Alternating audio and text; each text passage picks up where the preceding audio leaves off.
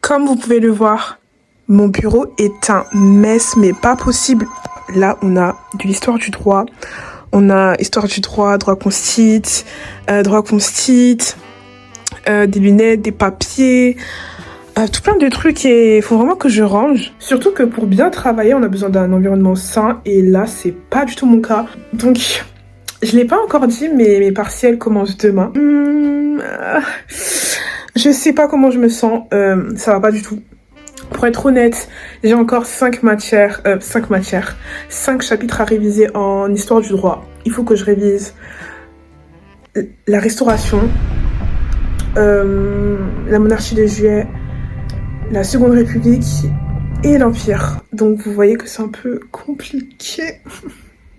Désolée, mais mes cheveux c'est un peu un mess parce que j'étais posée sur mon lit parce que j'ai fait une pause, je me sentais pas bien. Mais sinon, là, avant de commencer, en fait, je sais pas si je dois prendre du café.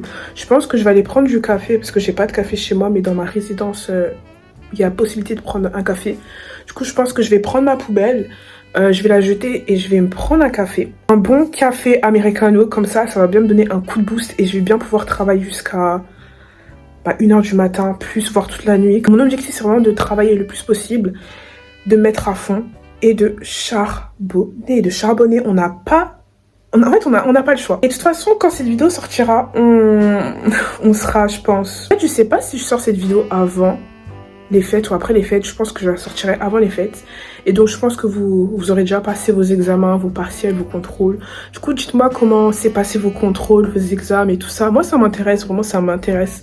J'aime entendre parler de vous. J'aime quand on parle avec moi dans les commentaires. J'aime quand on me donne des feedbacks. On y va. On va prendre la poubelle et on va la jeter. Et puis, on va commencer. À toutes. Bon, là, je vais prendre ma poubelle. Je viens de voir, il fait pas encore nuit. Du coup, j'ai pas envie de sortir quand il fait nuit. Donc là, je suis en train de me dépêcher pour qu'on puisse sortir et jeter la poubelle, pardon, pour ensuite prendre un café. Donc voilà. Voici ma petite tenue de la journée. Du coup, je porte un top Alia. C'est mon top préféré. Vous allez me voir dans beaucoup de vidéos avec ce top. En fait, c'est mon basique. À chaque fois que je vais rester à la maison, que je vais être chill, que je vais me sentir bien. Ensuite, j'ai un petit legging. Mes petites chaussettes noires. Et c'est tout en fait. C'est tout, il n'y a rien d'autre à présenter.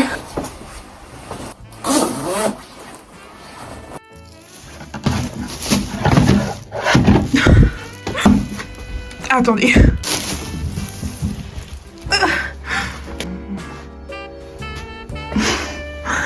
Ma poubelle pèse littéralement 20 kilos, je ne rigole pas, j'ai vraiment du mal à la tenir.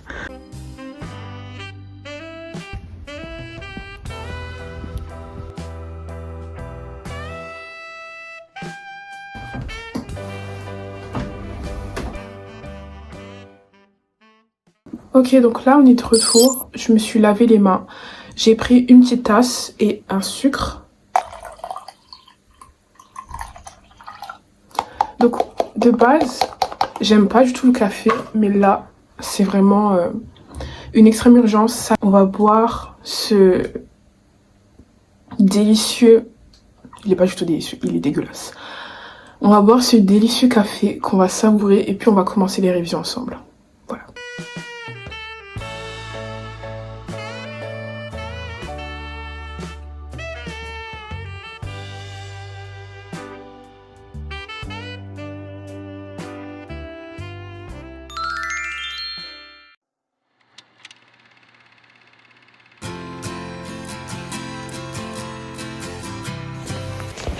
Donc tout d'abord, je m'excuse pour la qualité. Donc vous vous trouvez actuellement sur un coussin et 2 livres. Et donc je fais de mon possible pour que vous teniez correctement. Mais donc je voulais vous dire que je voulais faire un petit update avant de passer au thème direct de la vidéo. Et donc je vous ai laissé la dernière fois avec ma vidéo sur les études de droit et sur mes notes au bac. Et donc je vous expliquais comme quoi je me sentais un peu perdue par rapport à mes études, par rapport à tout ça. Et donc, je pense que je suis encore au même point que la dernière fois. Voilà. Les choses n'ont pas énormément changé. C'est juste que j'ai mes partiels demain et je pense que j'attends de voir mes notes afin de voir l'ampleur de la catastrophe, on va dire.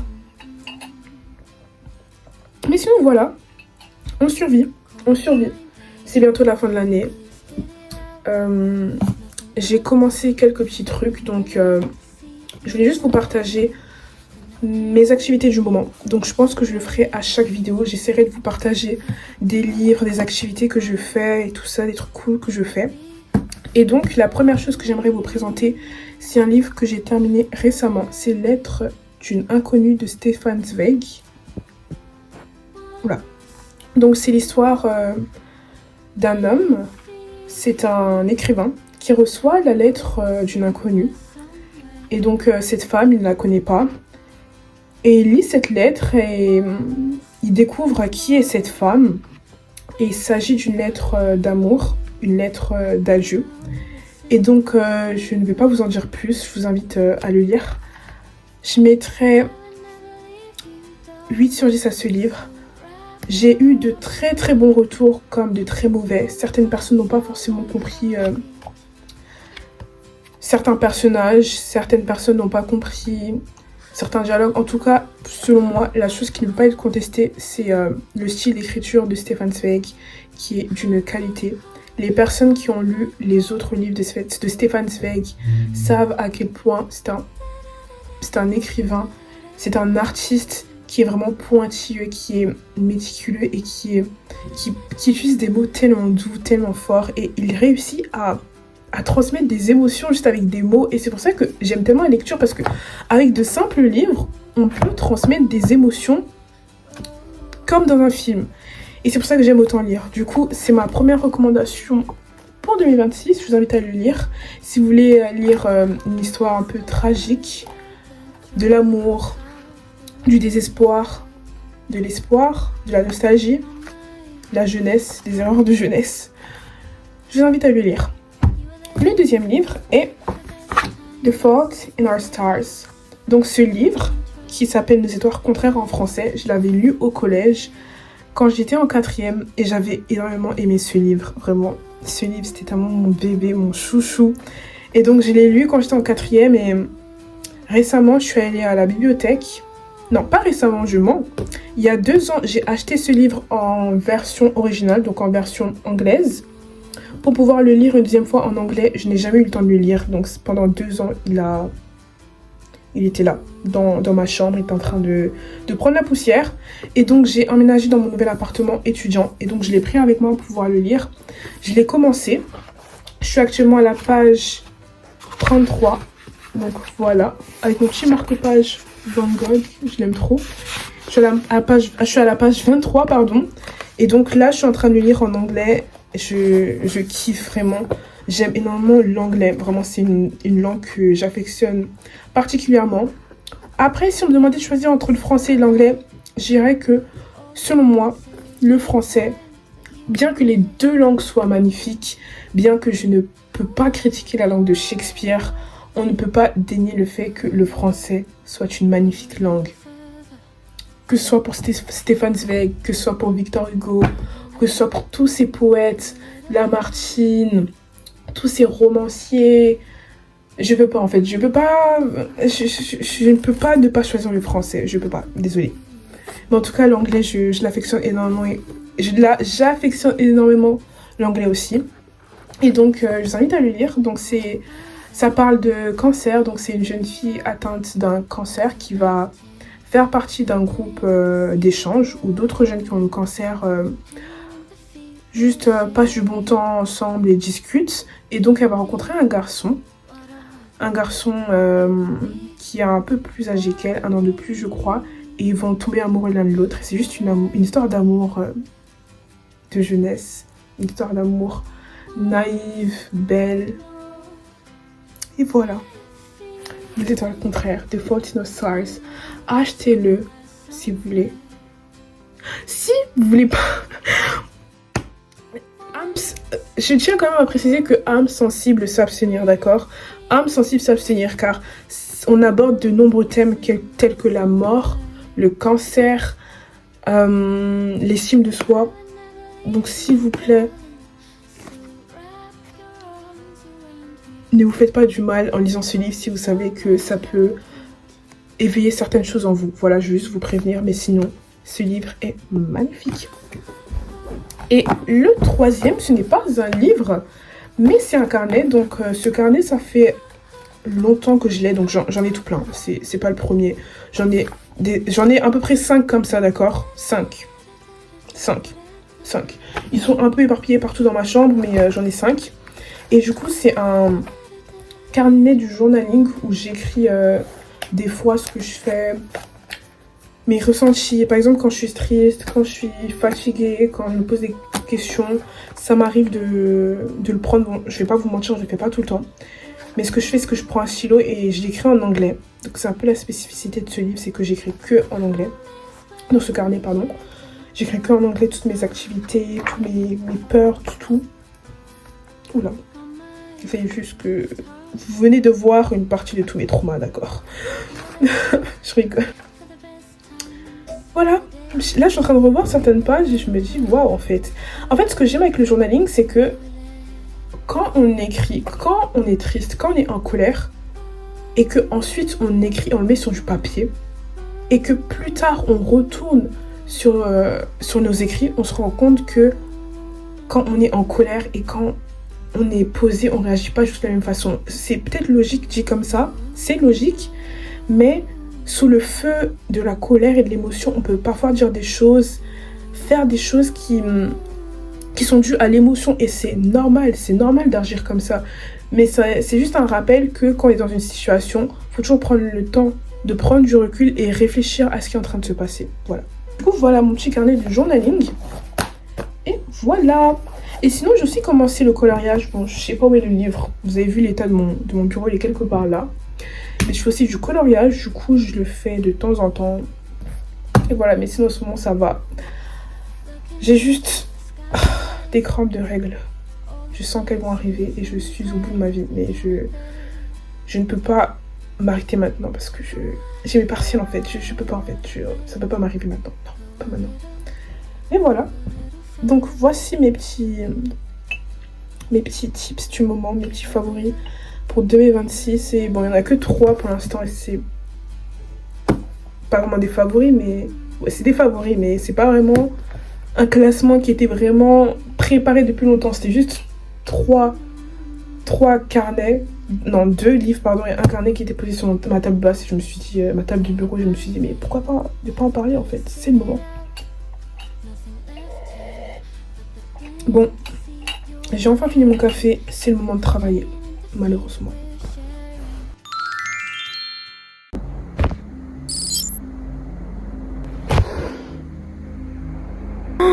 Je suis KO, donc un invité surprise. C'est invité à la fête. Les règles.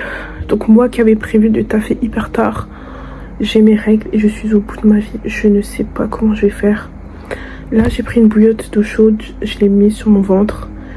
Je me regarde quelques vidéos YouTube pour oublier la douleur, mais là ça va pas du tout. Ça ne va pas absolument. Ça ne va absolument pas. J'ai bu des médicaments, j'ai tout fait, mais voilà, donc on se retrouve quand tout ira mieux, je l'espère.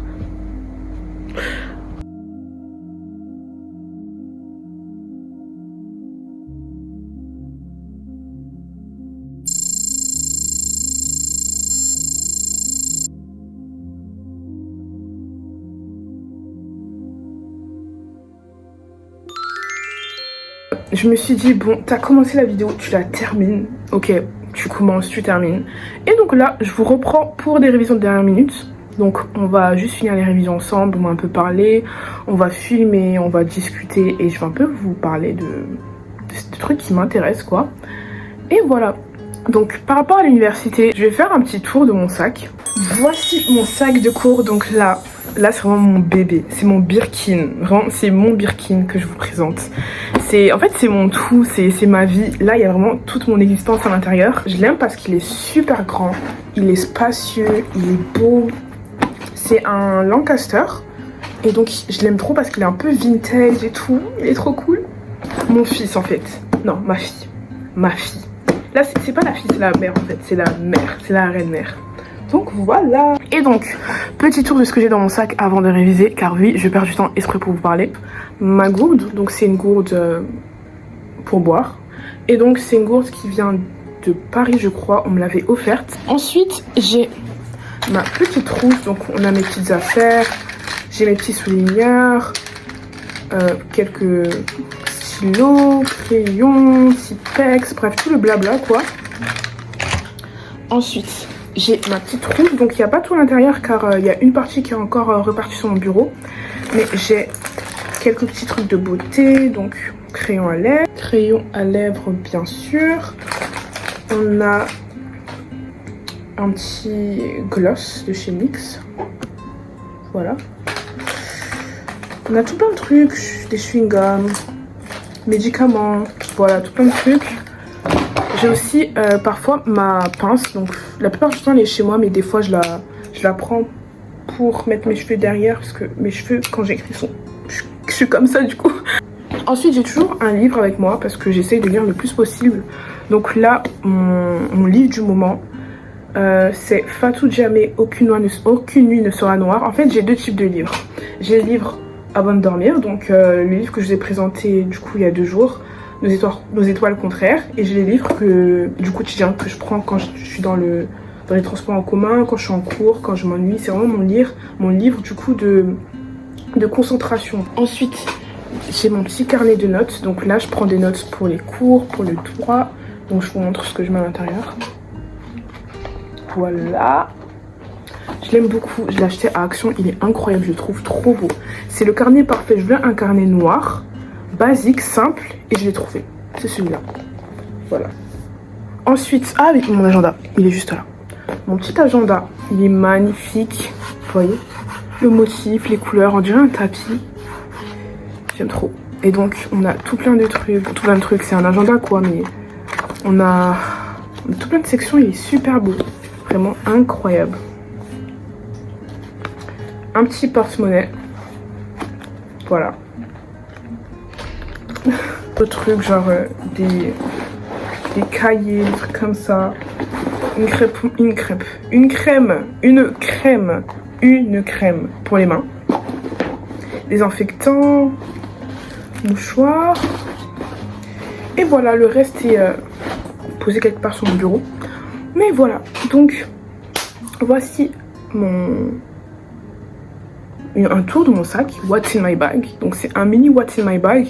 Si vous voulez un What's in my bag, mais vraiment complet, où je montre vraiment tout ce que je prends au quotidien pour aller en cours, dites-le moi. Parce que là, mon sac n'est pas complet, car vu que j'ai examen, bah, en fait, j'ai allégé mon sac de cours. Donc la plupart des trucs sont sur mon bureau. Maintenant, commençons les révisions. Starter Park pour faire les révisions de dernière minute. Premièrement, munissez-vous de votre ordinateur. D'accord? Donc, ordinateur, papier, cahier, tout ce que vous voulez, vous le prenez. Et vous l'utilisez. Ce sera votre meilleure arme. Il faut déjà le cours, parce que sans cours, je suis désolée, vous ne pouvez pas apprendre. C'est le minimum. Ensuite, munissez-vous de feuilles. De feuilles de papier. Voilà, une feuille blanche, une feuille à carreaux, peu importe. Vous la mettez devant vous. Vous prenez n'importe quel stylo. Voilà. Et vous allez lire le cours plusieurs fois. Vous allez essayer de l'expliquer à voix haute. Vous allez essayer de l'expliquer, de parler comme si vous étiez devant une audience. Comme si vous étiez en train de tenir un cours, comme si vous étiez en train de parler à un membre de votre famille. Et vous allez devoir lire cette partie du cours, essayer de la comprendre et la réexpliquer à voix haute. Pas de manière précise, mais juste de manière naturelle, avec vos propres mots. Et si vous voulez, vous pouvez prendre votre petite feuille blanche. D'ailleurs, c'est une feuille de vocabulaire sur le corps humain en espagnol. Bref, je sais pas pourquoi je dis ça. Et vous prenez cette feuille, et vous faites votre feuille blanche, vous allez réécrire, vous allez regarder le cours, vous allez répéter à voix haute, et ensuite vous allez écrire tout ce que vous avez retenu. Donc, la personnalité juridique se définit comme une personne vivant et viable. Oui, je flex avec mes connaissances en droit. Vous allez réussir, je crois en vous. Petit changement de programme, j'ai faim. Ok, règle numéro 1, ne jamais travailler le ventre vide. Sinon, vous n'allez pas être efficace, vous allez avoir faim et ça va vous ralentir. Ok, donc mangez. Nourrissez-vous.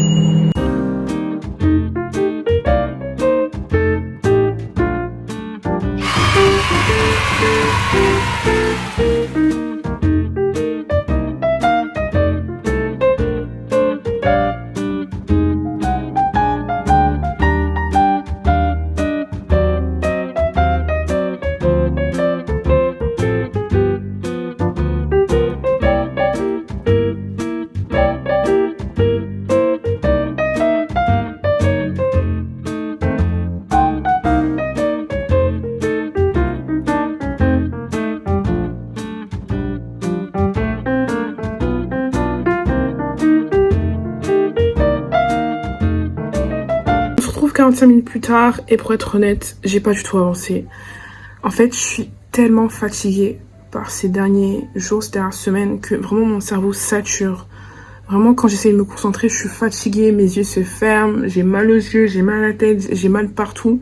Et en fait, je sens que je suis en train de peut-être tomber vers le burn-out. Du coup, ça m'énerve parce que je sais que je dois encore réaliser.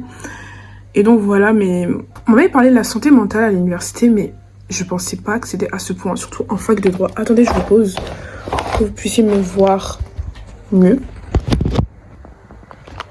Donc on m'avait parlé de la santé mentale en fac de droit, mais maintenant que je suis en fac de droit, je comprends. La période des partiels, c'est vraiment la pire période. J'ai jamais connu une aussi pire période de toute ma vie. Même quand j'ai passé le bac, je n'étais pas dans cet état. Quand je vous dis que je suis dans un état mental où je suis fatiguée, en fait, je suis fatiguée et je suis épuisée mentalement et physiquement. Et je pense que ça a de grosses répercussions du coup sur mes capacités lors des examens. Et notamment sur mes révisions. Car je n'ai pas été la personne la plus organisée. Voilà, je l'avoue. Je me suis pas super organisée pour les révisions et tout ça, pour les TD. Et je me retrouve à faire beaucoup en très très peu de temps. En fait, ce que je suis censée faire sur plusieurs semaines, je le fais en quelques jours. Et ça fait que je me retrouve dans un état où c'est impossible de survivre en fait. Mentalement, ce n'est pas possible. Et donc, comme je l'ai fait, et comme je l'ai dit dans ma... Non, c'était pas ma précédente vidéo. J'ai sorti une vidéo sur la fac de droit, il y a, je crois, 1 mois, 2 mois, je sais plus, où je vous explique que la fac de droit, c'est pas comme je l'imaginais, et c'est beaucoup plus dur que je le pensais. Bah, en fait, cette vidéo fait énormément écho à ce qui se passe actuellement. Et ce que je vis actuellement, ben, ça se retranscrit à travers mon physique, ma manière de parler et mes vidéos, car je n'ai pas sorti de vidéo, car je n'ai pas le temps. Je n'ai ni le temps, ni le courage, ni l'énergie. Et ça me saoule parce que je sais que les vidéos, c'est un truc que j'aime énormément. J'aimerais exprimer ma créativité, j'aimerais parler plus, j'aimerais vlogger, sachant que je fais tout plein de trucs. Bon, je fais pas tout plein de trucs parce qu'il y a les cours, mais je fais souvent des trucs cool, mais je peux pas parce que j'ai les cours. Et j'ai l'impression que ça bloque vraiment ma créativité et la personne que je suis. Donc il va falloir que je trouve un système organisationnel qui me permet de balancer entre mes études et mes passions. Donc que ce soit YouTube, que ce soit écrire, que ce soit peindre, que ce soit faire du crochet, tous ces trucs, toutes ces petites passions, en fait il faut que je trouve un moyen de les incorporer dans ma routine et que ça devienne vraiment des éléments de mon quotidien et pas juste un truc ponctuel quoi.